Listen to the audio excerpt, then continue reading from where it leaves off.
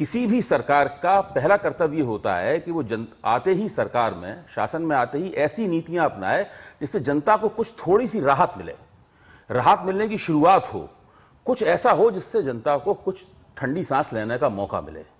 जबकि इस सरकार ने पिछले 30 दिन में ऐसी नीतियां अपनाई हैं, मुझे तो विश्वास है कि अगले 30 दिन जब गुजरेंगे, यानी सरकार के 60 दिन गुजरेंगे, तब सरकार यूपीए की महंगाई भूल जाएगी, कांग्रेस शासन की महंगाई ये उससे ऊपर चले जाएंगे आप? ये इससे भी ज्यादा ऊपर चले जाएंगे। लोगों को याद ही नहीं रहेगा कि कांग्रेस की मनमोहन सिंह के शासन में कितनी महंगाई, नरेंद्र मोदी कितनी भयानक महंगाई बढ़ने वाली है। उमा भारती कह रही है होम्योपैथिक दवा पिला रहे हैं नरेंद्र मोदी, तो थोड़ा टाइम लगेगा। भाई देखिए, ऐसा है कि जब आप चुनाव लड़ रहे थे, एक बार अकबर साहब कह रहे थे टीवी के ऊपर, देखिए सरकार में आए तो सरकार जिम्मेदारी से चलानी होगी।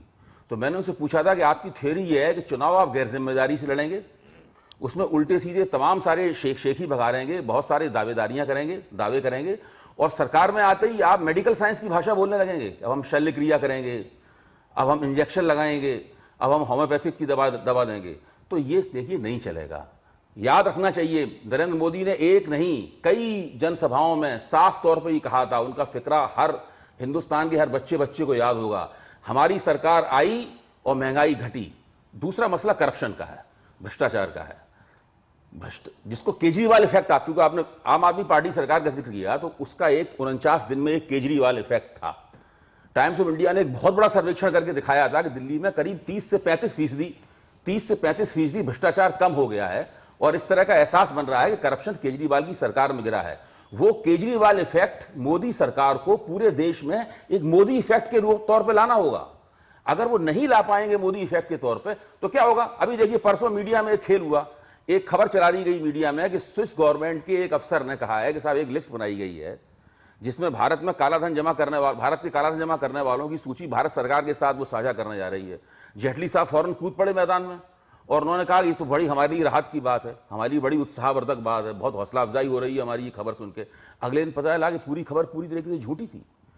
स्विस सरकार के प्रतिनिधि ने साफ कहा कि हमने भारत सरकार को ऐसा कोई भी आधिकारिक खबर नहीं दी है, कुछ भी नहीं दिया है। अच्छा, तो जो एसआईटी आपने बनाई थी, भ्रष्टाचार के सवाल पे भी कुछ नहीं हो रहा। आपसे भी ये लग रहा है कि महंगाई को लेकर जो उन्होंने नहीं किया उससे थोड़े मार्क्स आप ज्यादा काट रहे हैं। जो एक पासिंग मार्क्स का ग्रेस आप दे सकते हैं, वो क्या आज के फैसले पर दे सकते हैं कि गैस की कीमत अगले 3 महीने नहीं बढ़ने जा रही है?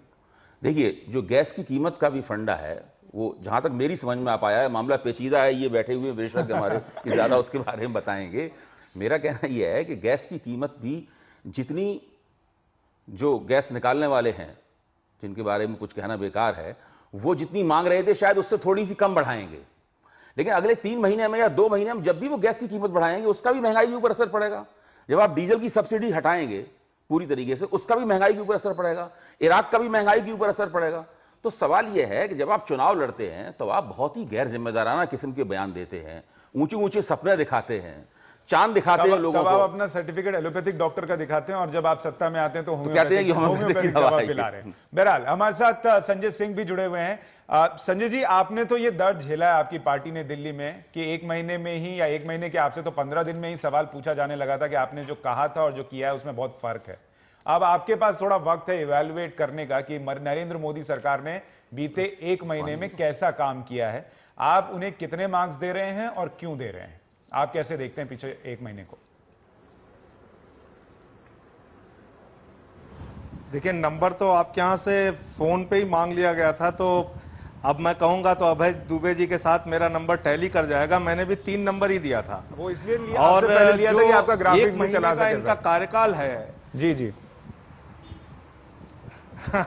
तो इसलिए ये जो 1 महीने का इनका कार्यकाल है, ये बात बिल्कुल ठीक है जो गुहा साहब ने कहा कि 1 महीने में किसी सरकार के बारे में कोई अंतिम फैसला करना ठीक नहीं होगा, लेकिन 1 महीने में जो अंतिम फैसला कर भी नहीं रहे, वो बिल्कुल साफ है कि ये सरकार आम आदमी के लिए नहीं बनी है।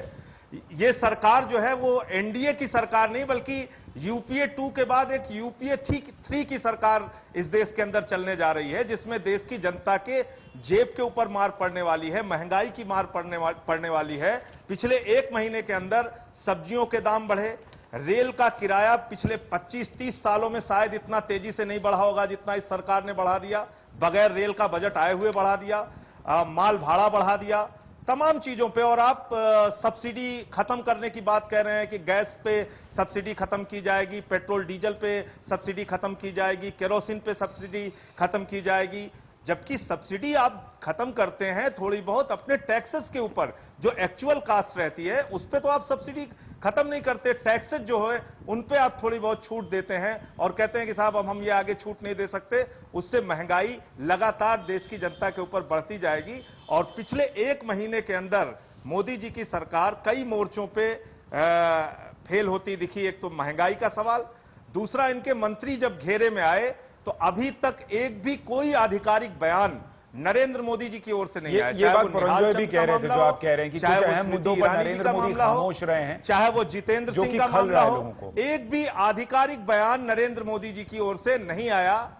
जबकि उनकी ओर से इस पे कोई स्पष्ट बयान आना चाहिए। मोटे तौर पर आप भी संतुष्ट नहीं है, जो कि आपका रिएक्शन होना चाहिए, लेकिन आप फिर भी 3 मार्क्स दे रहे हैं। हमारे साथ संजय निरुपम भी जुड़े रहे हैं, कांग्रेस के प्रवक्ता भी हैं। विजय गोयल जी हैं, मैं जरूर कहना चाहूंगा सुशांत जी, एक बात मैं विजय गोयल जी हैं इसलिए जरूर कहना चाहूंगा कि 30% बिजली का दाम कम करने का वादा विजय गोयल जी ने दिल्ली के अंदर किया था और हमने 50% दाम कम करने का वादा किया था। हमने 48 घंटे में सरकार बनने के बाद अपना वादा पूरा किया था। अभी तक 30% बिजली कम करने की तो बात दूर, बिजली का दाम बढ़ाने जा रहे हैं। बिजली का दाम दिल्ली में बढ़ने जा रहा है और बिजली कटौती भी बढ़ गई। तो ये मतलब दिल्ली में अभी बीजेपी सरकार में तो नहीं है ना सर, इसलिए उनको इतना मार्जिन तो आप देंगे। आमिर खान की तरह भूलते जा रहे हैं। संजय निरुपम हमारे साथ है। संजय जी, आप कैसे देखते हैं सरकार के इस 1 महीने के कार्यकाल को और कितने मार्क्स देते हैं 10 में से? देखिए, किसी भी सरकार के कामकाज का मूल्यांकन सही मायने में 1 महीने में नहीं हो सकता, और हमने भी सोचा था कि 2, 4, 6 महीने इनको देंगे और उसके बाद अपनी बात शुरू करेंगे। लेकिन जिस तरीके से इस सरकार ने 1 महीने के अंदर अपना परफॉर्मेंस दिखाया है, वो एक बहुत बड़ा शून्य दिखता है।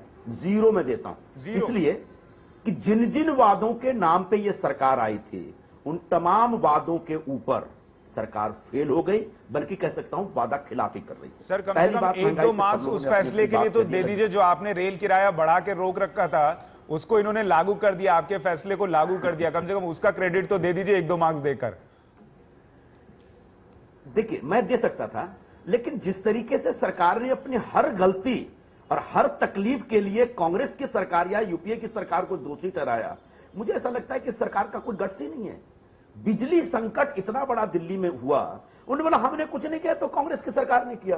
कांग्रेस की सरकार इतने वर्षों तक थी दिल्ली में, कभी भी ऐसा संकट तो पैदा नहीं हुआ। आज विजय गोयल जी कहेंगे भाई बीजेपी की सरकार ने, दिल्ली में जब बीजेपी की सरकार नहीं है और जब लेफ्टिनेंट गवर्नर हैं, तो डायरेक्ट सेंट्रल गवर्नमेंट गवर्न करती है दिल्ली को। इस बात को याद रखना चाहिए। एक भ्रष्टाचार के मामले पे, भ्रष्टाचार के मामले एसआईटी का गठन पहला निर्णय था इस सरकार का। बोला देखो जी हमने कितना बड़ा काम किया। ये वो नहीं होते, कोई भी सरकार होती उसको करना पड़ता, क्योंकि सुप्रीम कोर्ट का आदेश था और उस आदेश के तहत 30 मई के अंदर एसआईटी का गठन करना ही करना था। ये एक ऑब्लिगेशन था, लीगल ऑब्लिगेशन था। रह गई बात स्विट्जरलैंड के संदर्भ में बताया उन्होंने, जिस तरीके से इन्हें कहा था कि मैं बहुत मजबूत हूं, 56 इंच का सीना और मुझे कोई झुका नहीं सकता, जिस तरीके से मुंबई के लोकल ट्रेनों के पास के संदर्भ में अपने डिसीजन को इन्हें वापस लिया, इसको मैं रोल बैक सरकार भी कहता हूं। और 1 महीने में कोई सरकार रोल बैक सरकार हो जाए, वो कम से कम नरेंद्र मोदी जी से जो उम्मीद की थी देश की जनता में, या जो उम्मीद जगाई थी लोगों के दिलों में, इन्होंने वो उम्मीद के खिलाफ जाता है। पूरे विदेश मामलों के संदर्भ में अगर आप देखें तो इन्होंने बार बार कहा था कि लेकिन संजय सिंह तो इसे यूपीए 3 बता रहे